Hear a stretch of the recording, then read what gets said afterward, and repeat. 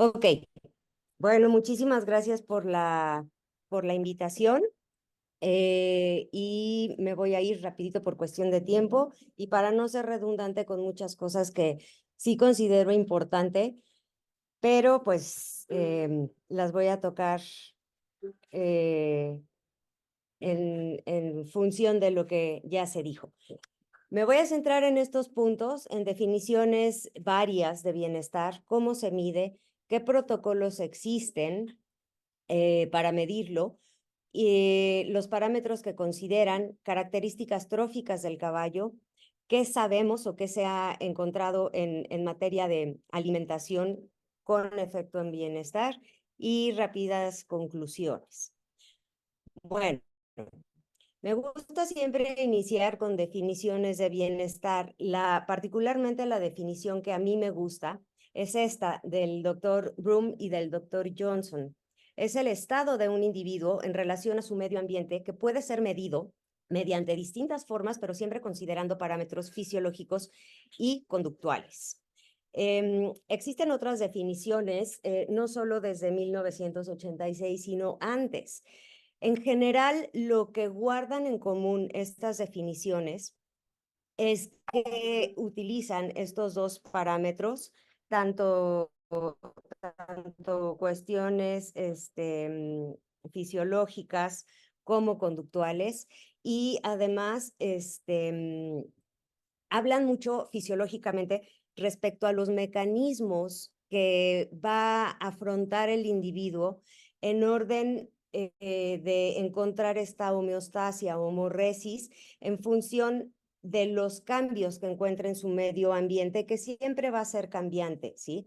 No somos ni el medio ambiente es plano, siempre hay cambios. Entonces, todos los mecanismos fisiológicos y conductuales que adapte el individuo para confrontar esos cambios se miden, son medibles.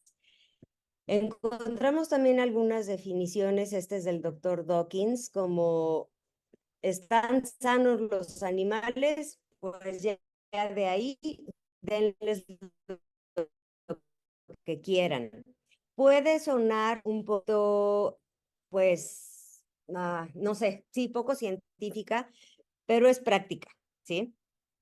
El punto aquí también es encontrar un balance entre la practicidad y lo científico. Me encanta que a lo largo de este congreso hemos estado escuchando renombrados investigadores que están estudiando la microbiota, que están estudiando el microambiente, todos los efectos de la dieta y de los nutrientes que recibe el caballo en función de su bienestar en cuanto a salud.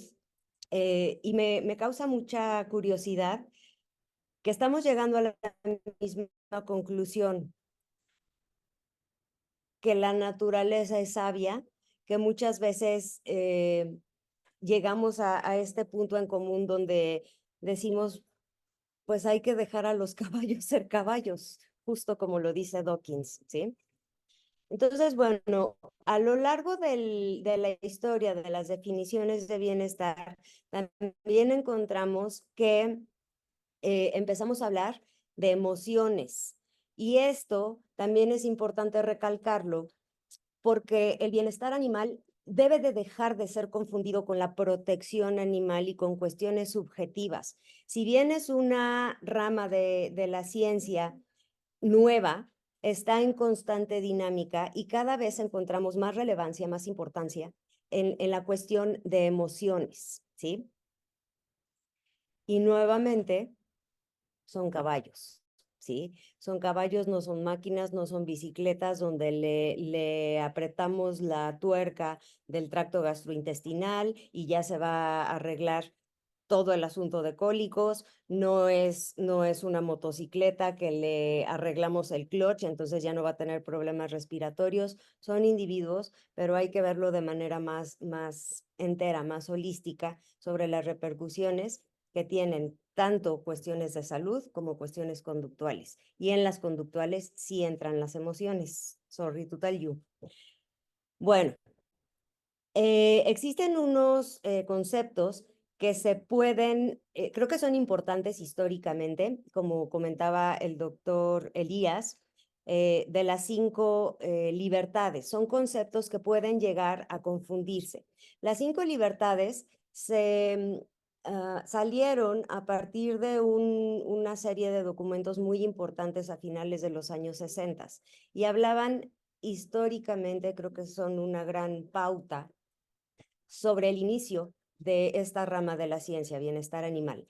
Decían que los animales tienen que estar libres de hambre y sed, de disconfort, de dolor, de lesiones o enfermedad, de miedo y distrés, y también deben de tener la libertad para expresar conductas naturales, es decir, normales de su especie.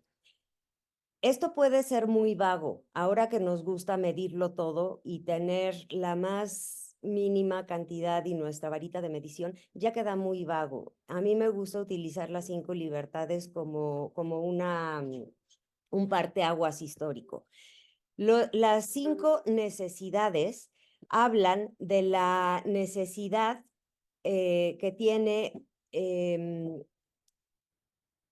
los animales para poder expresar su potencial en caso de los caballos, creo que es importante porque sí nos interesa que manifiesten su potencial en performance. Dice que necesitamos nosotros los humanos que los tenemos en condiciones de hacinamiento o en condiciones de producción de cualquier forma, necesitamos darles lo necesario eh, para que puedan expresar todo este potencial, que tengan una dieta correcta, que puedan expresar conductas normales, regresamos a esto, que puedan estar alojados en situaciones donde puedan desempeñarse correctamente o que no desempeñen conductas que son no normales de su especie. ¿Sí? En caso de ser animales gregarios, como los caballos que son estrictamente gregarios, pues sí, que estén con otros animales. Y nuevamente, libres de dolor, de sufrimiento, de lesiones y de enfermedad. Los 5 dominios del bienestar también refieren primordialmente a la nutrición, al medio ambiente, a la salud, al comportamiento y estados mentales. Nuevamente podemos aquí empezar a ver la relevancia de las emociones y esto en 2015, ¿sí? Es una ciencia en movimiento. Bueno, ¿por qué es importante, siendo una rama de la ciencia relativamente nueva, siempre poner sobre la mesa la definición o el concepto que tenemos entendido de bienestar? ¿Por qué es importante? La doctora, ay, se me olvidó su nombre, es de Canadá. Bueno, posteriormente se los digo. Indica que la definición que nosotros vayamos a usar, ya sea de manera individual como practicantes o como gremio, va a tener implicaciones en la manera en que los animales son tratados y obviamente evaluados.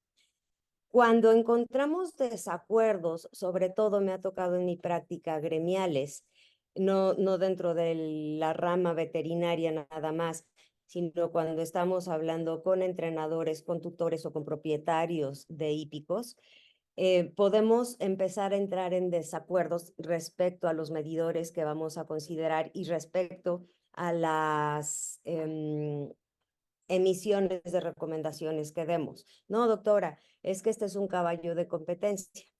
No, doctora, es que el bienestar me va a salir carísimo, ¿sí?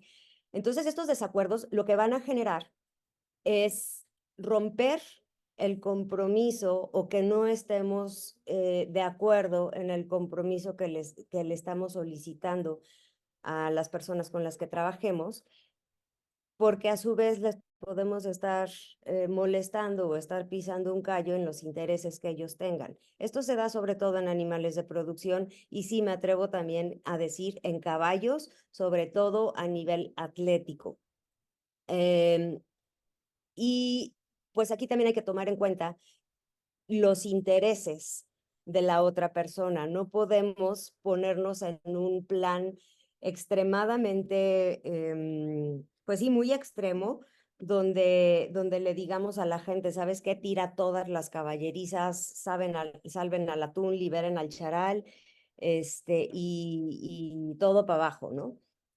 Eh, entonces, cuando vayan a hacer protocolos o emisiones de dictámenes de bienestar, hay que tratar de poner las cosas siempre en una mesa en común e irnos poco a poquito, siempre pensando que va a ser benéfico para los caballos.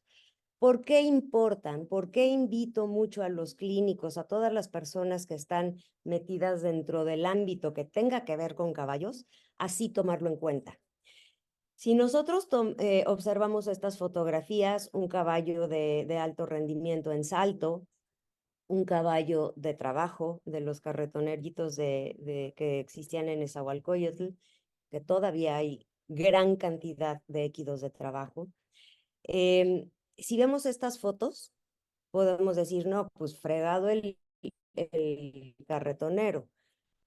Bienaventurado el de él y también nada más que pelaje, las carnes, etcétera. Estamos evaluando fotos y precisamente los protocolos de bienestar animal lo que nos hacen es evaluar tanto intrínseca como extrínsecamente estos mecanismos de adaptación fisiológicos o conductuales a todo el ambiente que está expuesto el animal.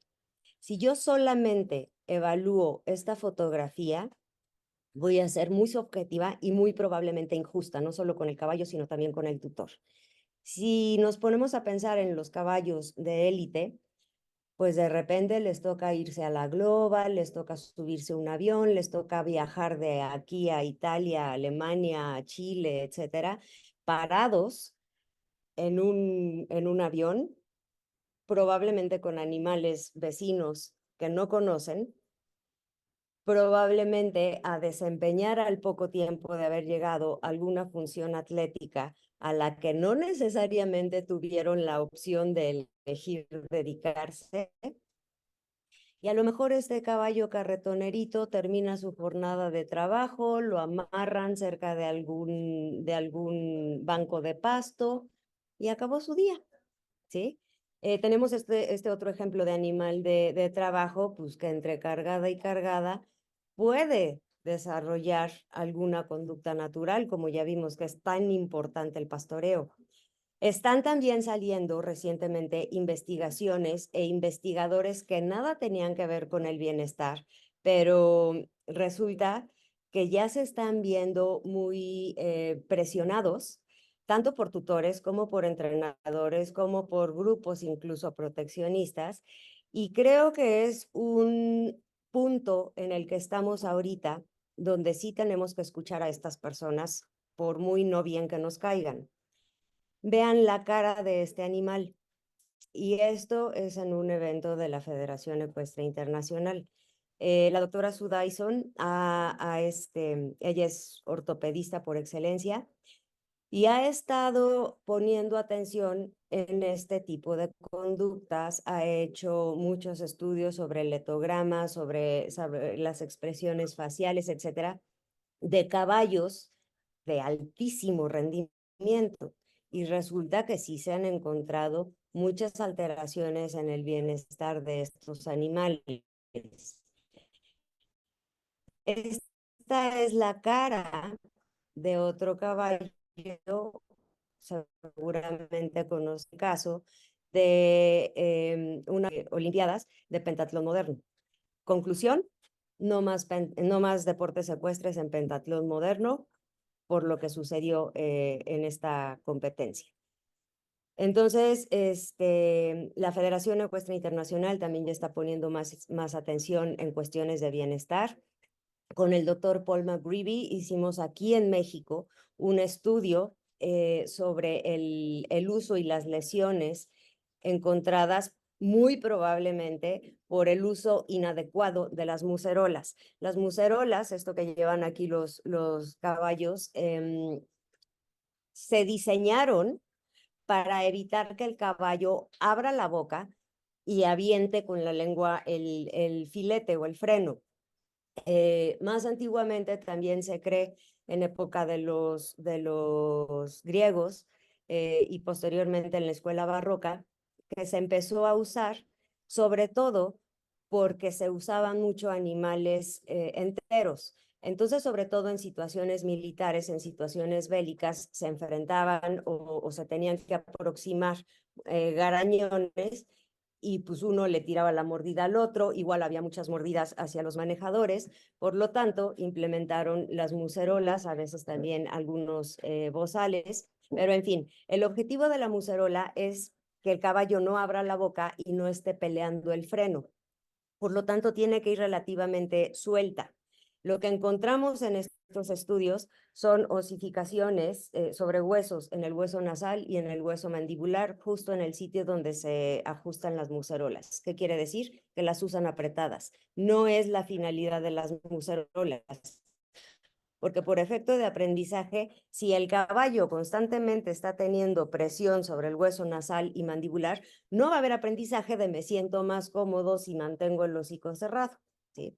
Entonces, bueno, y se están tomando en cuenta también todos estos hallazgos científicos para la regulación o los cambios en la vigilancia de la Federación Ecuestre Internacional.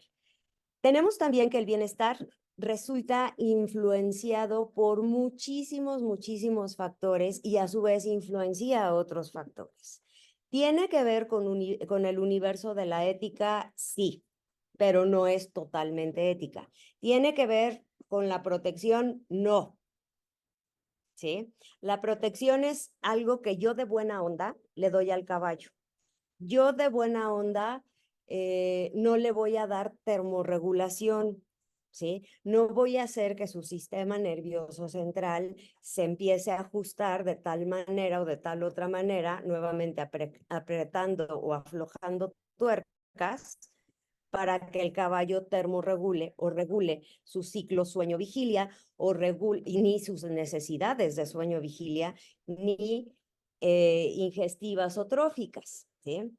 Entonces, no tiene que ver con la protección. Y nuevamente, aquí aguas, porque recientemente están también surgiendo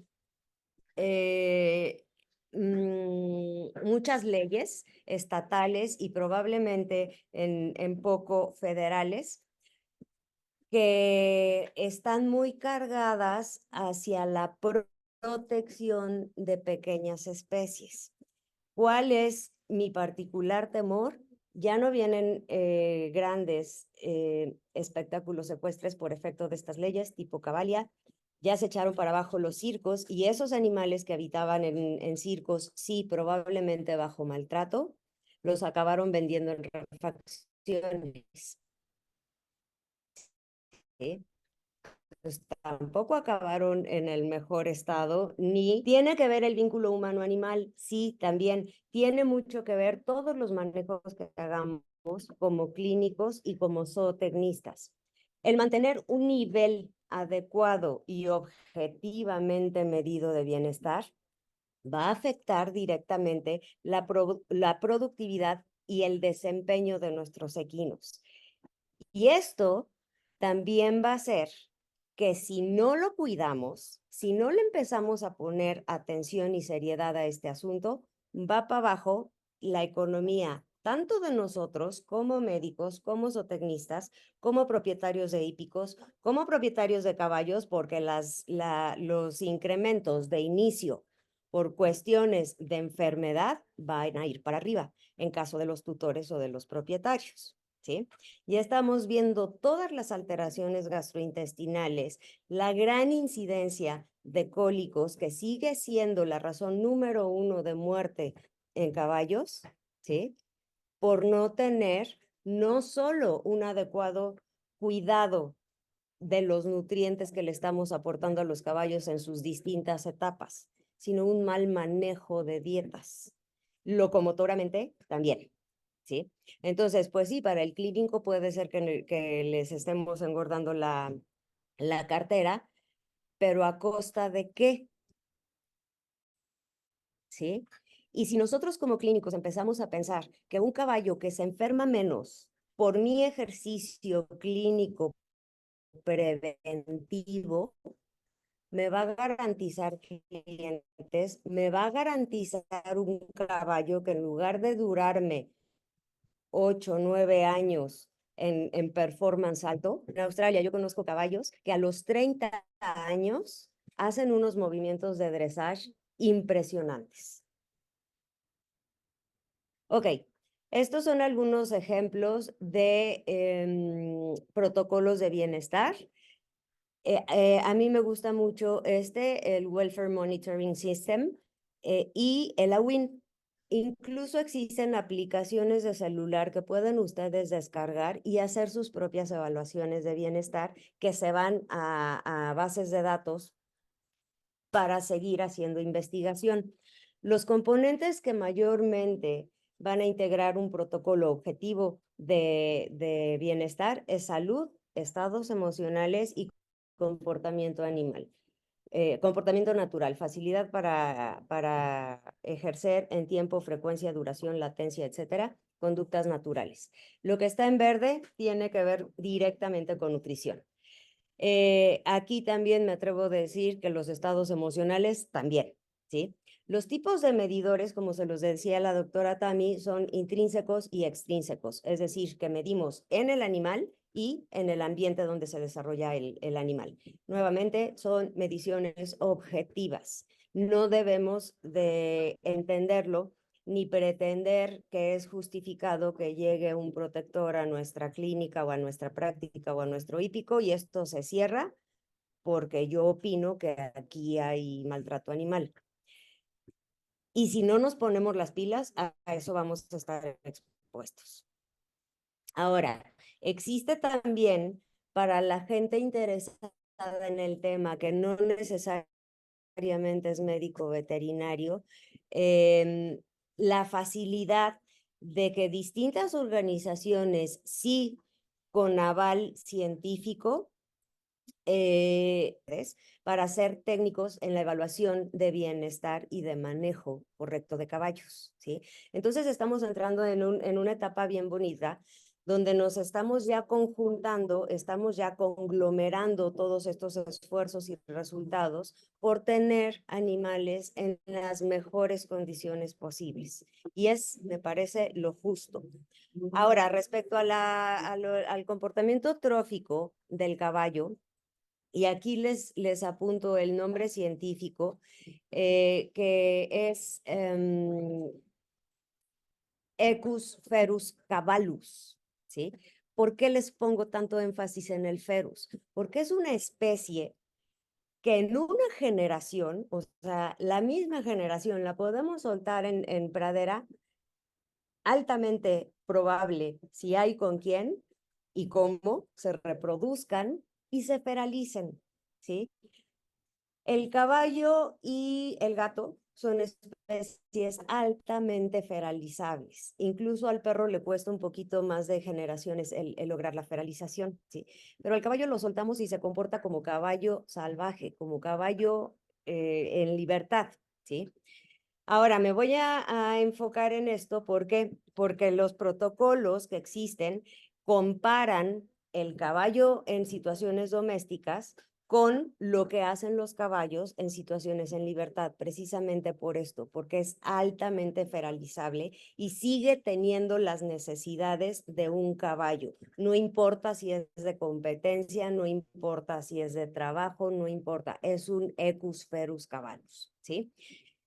Ya vimos que cuando nacen los potros son 100% dependientes nutricionalmente de la leche que adquieren de su mamá. Son altamente dependientes de manera nutricional de su mamá.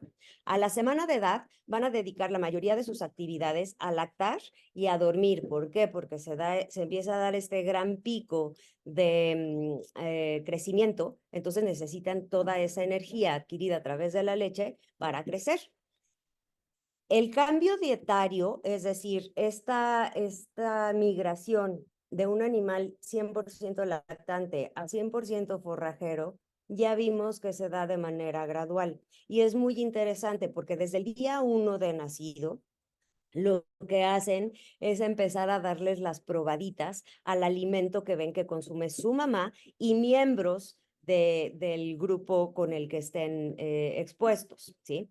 Es un cambio paulatino en el que va a cambiar, como ya se dijo también, la microbiota gastrointestinal para poder hacer digestible todo lo que se está metiendo por la boca, ¿sí? Tiene mucho que ver el aprendizaje, muchísimo. El aprendizaje trófico depende, por lo tanto, del contacto que tiene no solo con la madre, sino con el grupo social, con todos los miembros de la manada y el ambiente. ¿Por qué el ambiente? Pues que hay disponible. Vimos también que hay muchísimas afecciones en la microbiota y por lo tanto en las habilidades digestivas de los caballos por la falta de variabilidad que hay en los nutrientes a los que están expuestos. Aunque no vaya a extraer muchos nutrientes, porque ni dientes tienen a estas edades, bueno, sobre todo a muy temprana edad, sí se van familiarizando con el sabor, sí van aprendiendo esto sí como, y lo que no sepa a esto, lo evito. De esta manera también se evitan posteriormente la ingesta de plantas tóxicas, ¿sí? Si ustedes se fijan, eh, las características o el porcentaje de tiempo que le destina la mamá también a ingerir alimento disminuye mucho en las primeras edades del potro. ¿Sí? ¿Por qué? Porque lo está vigilando. Y aquí también tiene mucha importancia el grupo social. Cuando la mamá llega a echarse su pestañita, a descansar y a dejar de vigilar a su potro, son las otras yeguas del grupo social la que le cuidan al chamaco. Entonces, todo esto se ve alterado, incluso la conducta, el bienestar, los patrones de comportamiento de las yeguas por efecto del aislamiento social. Ah, cámbiate.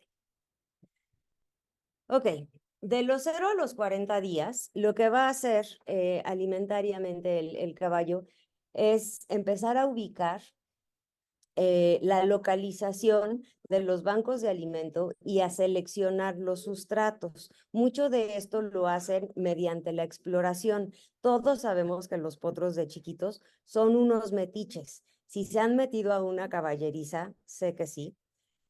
Normalmente el potro se va para el rincón, la mamá es la que empieza a acercarse o no, y en función de eso, el potro dicta la conducta hacia nosotros.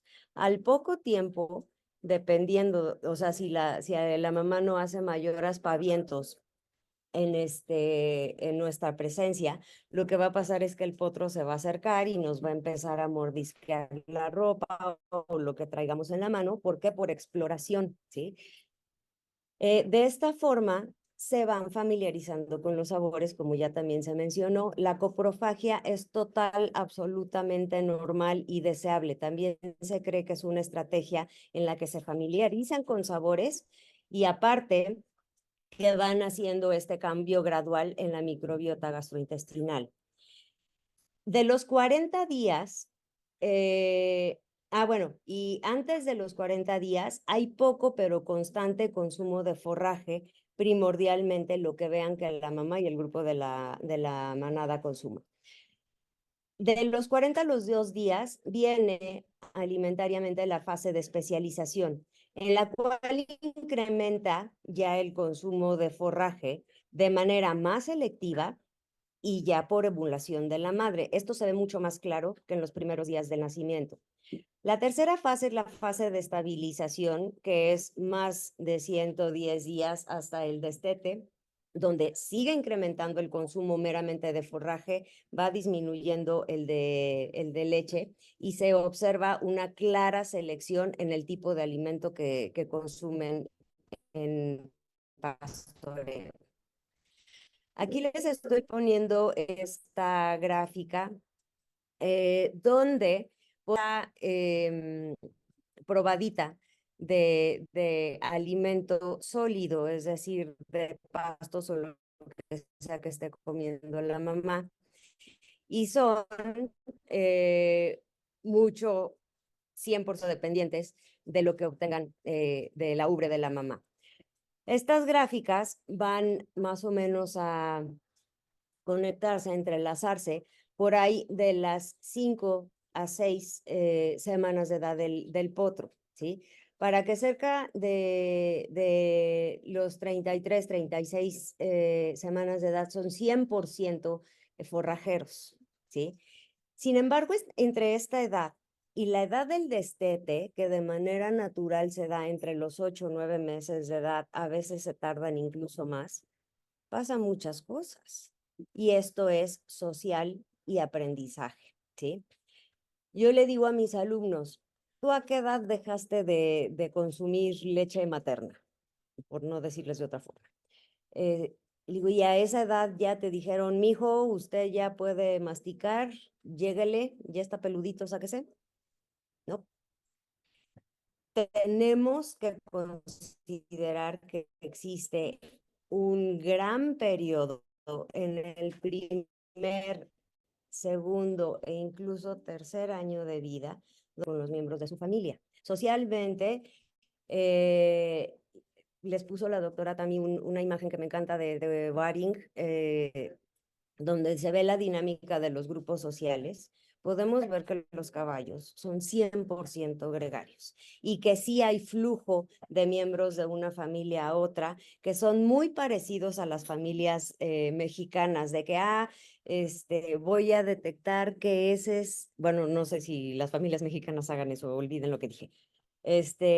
Voy a detectar quién pasó por aquí, dejó su montón de heces, es mi hermano de grupo de añeros, es mi cuate, vénganse familia, podemos compartir con ellos. No, es mi acérrimo enemigo que me voló a mis yeguas, por aquí no podemos pasar, y hay flujo y combinación de familias de caballos por efecto de reconocimiento individual. Si no tuvieran todas estas habilidades, querría decir que son tal vez sociales plásticos, como los gatos, que pueden vivir solos y no tener mayor bronca en su vida. Los caballos no son así, son gregarios estrictos.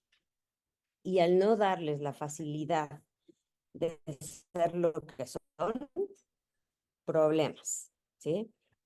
Ahora, les repito, no se trata de tiren las caballerizas, vámonos todos al monte a vivir como hippies y demás, pero sí considerar, pues, que si bien estamos teniendo un cambio parcial, gradual, hacia allá, saber la importancia de los añeros, que se estiren, que empiecen a tener fuerzas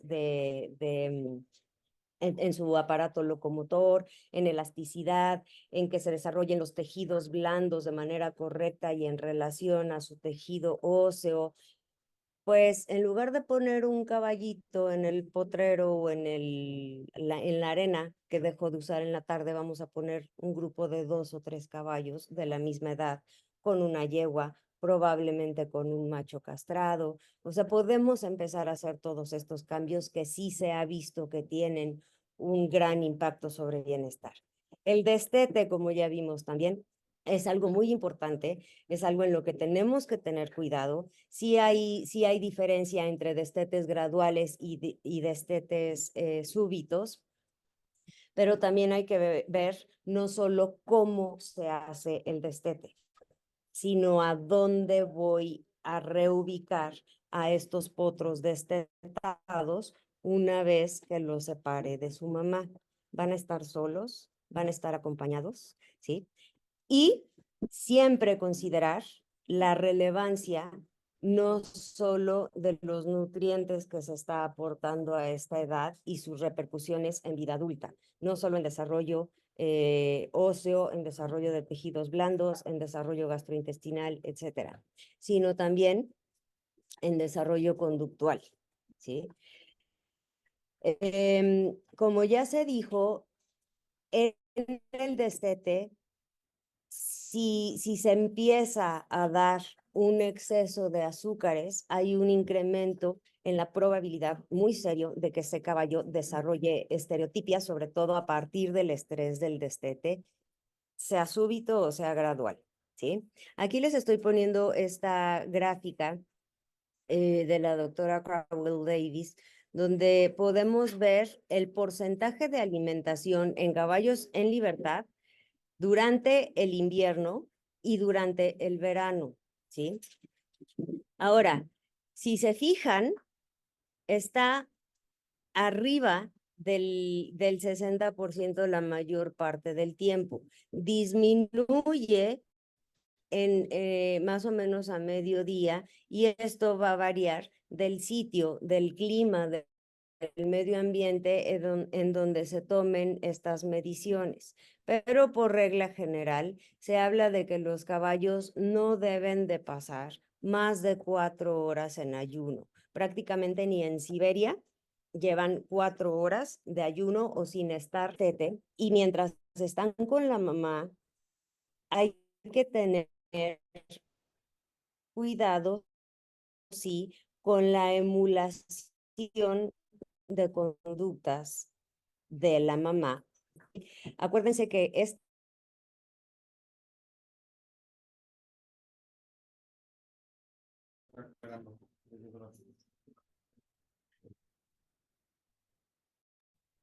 Hola, doctora.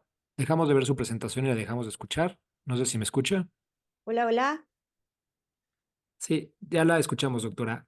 Dejamos de escuchar y ver su presentación por 2 minutos. No sé si nos pueda poder apoyar a compartirla de nuevo. Sí, ¿en dónde se quedaron? En esa diapositiva. Ah, ok, perfecto.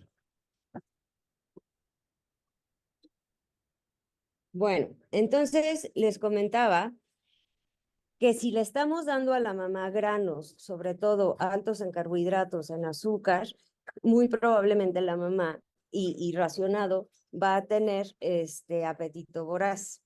Los requerimientos de la mamá nutricionalmente, pues obviamente van a ser altos. Pero ¿qué está aprendiendo el potro? ¿Qué sustratos está aprendiendo a comer el potro y de qué forma? ¿Sí? En la policía montada de aquí de México, aprovecho para mandarle un gran saludo al doctor Lalo y un enorme reconocimiento por el manejo que hace él de los equidos en la policía montada. Se hacen destetes. Bueno, desde que nacen los potros los tienen en grupos, en ciertos horarios, grupos de mamás, grupos de caballos viejitos junto con las mamás y las crías.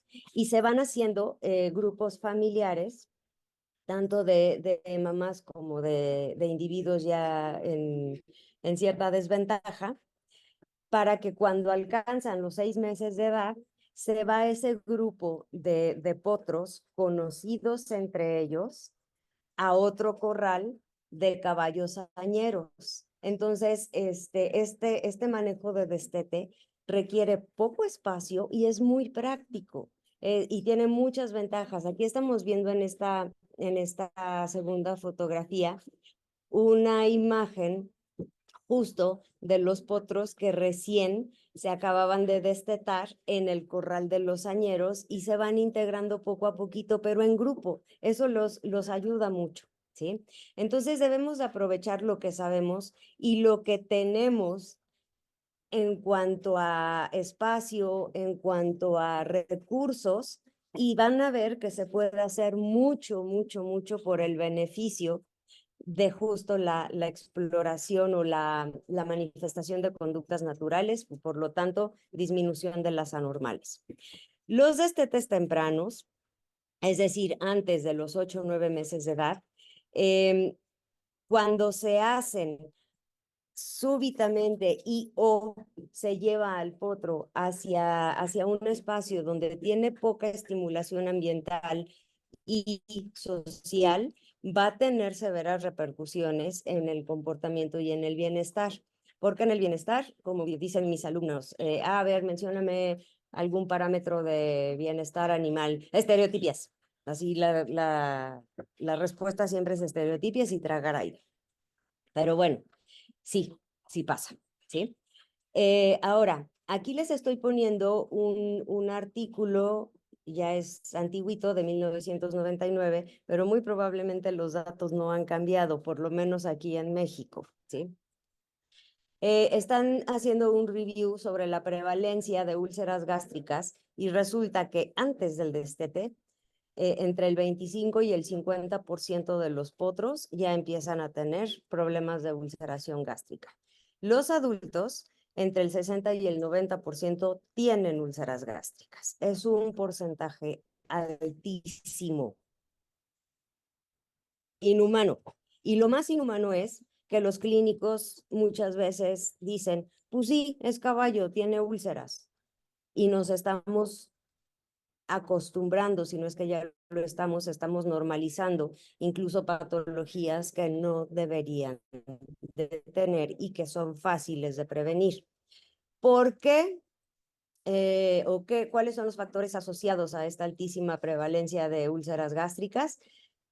La dieta, no solo en contenido, sino en manejo. El estrés, falta de locomoción, porque como ya vimos, la falta de locomoción también va a hacer que partes importantes del tracto gastrointestinal y de otros tejidos tengan menor aporte sanguíneo, menor riego sanguíneo, entre ellos la mucosa gástrica.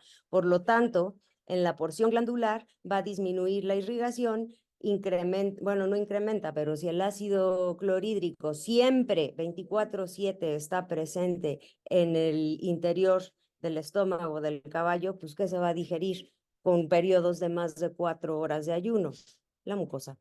Y si aparte no respeto los patrones de locomoción, cuando un potro o un caballo tiene una buena cantidad de contenido gástrico, de ácido clorhídrico, porque no tiene nada que digerir, sale y empieza a jugar, ¿qué pasa con ese contenido de ácido clorhídrico?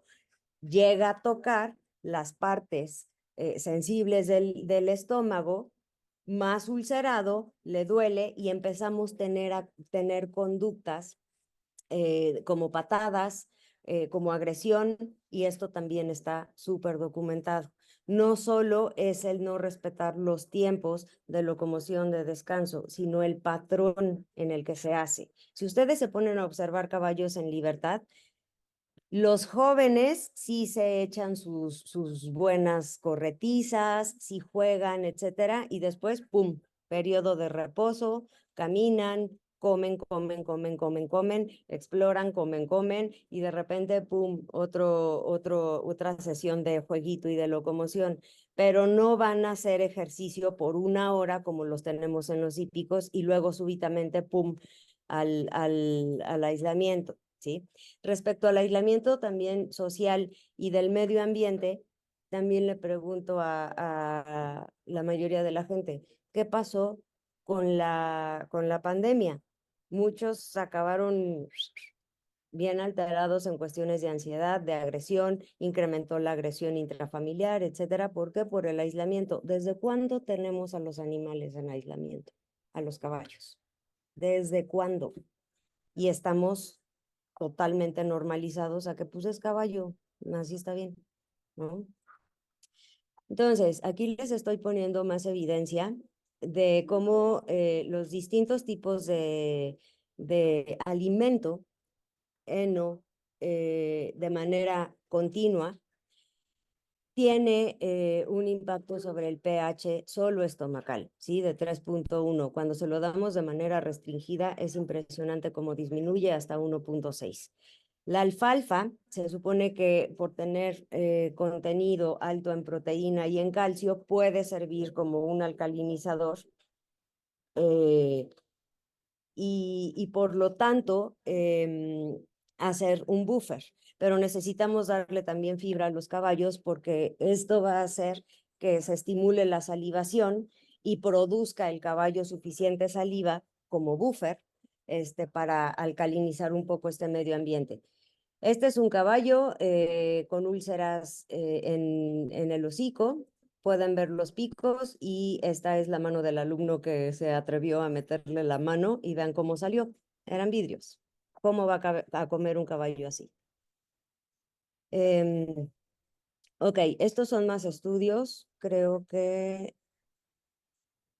Ok, este es un estudio, un review, donde hacen un estudio epidemiológico sobre la prevalencia de tragadores de aire. Esto fue en Estados Unidos y en Canadá, que se reporta entre el 2.4 y el 8.3%. Se considera ya una estereotipia cuando destinan del 15 al 65% del día en realizar esta conducta. ¿Esto qué quiere decir? Que van a dejar de hacer otras cosas por hacer esto. No sirve que si el caballo ya está tragando aire, de repente digan, ya mételo al corral. No, eso tenía que hacer desde el caballo, desde que el caballo es caballo. Está asociado la aerofagia a ingesta temprana de concentrados. Este es un caballo real, donde se perdió totalmente los dientes incisivos.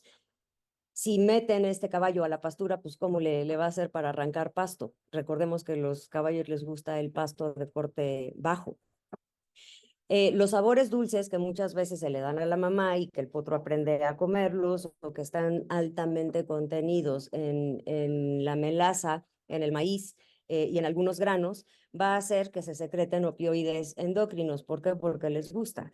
Esto favorece que traguen aire, y el tragar aire, esta conducta, reduce la secreción de opioides endógenos. Obviamente, problemas dentales, como ya lo mencioné, si mayor predisposición a síndrome abdominal agudo también se ha reportado primordialmente por entrampamiento del foramen epiloico. ¿Por qué? Porque este tipo de cólico se cree que la presión abdominal que ejercen los caballos cuando tragan aire, sí, hace que tengan predisposición a que el intestino se meta en el foramen. Y también hay predisposición a osteoartrosis de la articulación temporomandibular, por lo tanto, pueden tener problemas como cefaleas, como problemas en la mandíbula y conductualmente al momento de embridarse o de aceptar el freno. Doctora Poner Lucía, ya estamos sobre tiempo, perdón.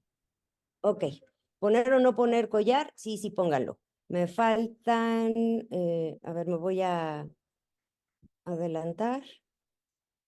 Esto ya lo puso la doctora Tamara, que sí se ve muy alterado los patrones de comportamiento. Esto sí me gustaría que le echen una revisada. En libertad comen 60-70% del día, en caballeriza menos del 10% del día. En libertad, menos de 4 horas en ayuno. En caballeriza, más de 4 horas de ayuno. Aquí pueden tener alimento alto en fibra, en naturaleza, en libertad. Que diga, en caballeriza, en carbohidratos, lo cual trae problemas, no hay variación de sustratos y los patrones locomotores alterados junto con el comportamiento trófico también tienen cambios súbitos, entre ellos en la cantidad de masticaciones, que disminuye más del 50%, la producción de saliva disminuye al más del 50% en el día, y el sueño también se ve alteradísimo, de 14% de el día y noche, pues en 24 horas, que lo hacen en libertad, disminuye al 8%. Pues yo creo que le voy a parar aquí. Tienen, espero, mi presentación. Y estas son algunas ideas que sí pueden hacer de manera fácil. Rápidamente, no es lo mismo una red, un slow feeder, que una barcina. Tienen funciones diferentes. Importa también la altura a la que se ponga y mejora también, se puede favorecer el desarrollo y la salud de la columna vertebral. Hacer cuestiones cognitivas, cuestiones de enriquecimiento ambiental, social con ustedes, juguetes, también les puedo conseguir una gran variedad de ideas y considerar que son alimentos, animales, perdón, gregarios. Esto va a hacer que tengamos una relación de ganar-ganar con nuestros clientes, con el caballo y con nosotros mismos. Muchas gracias. Muchas gracias.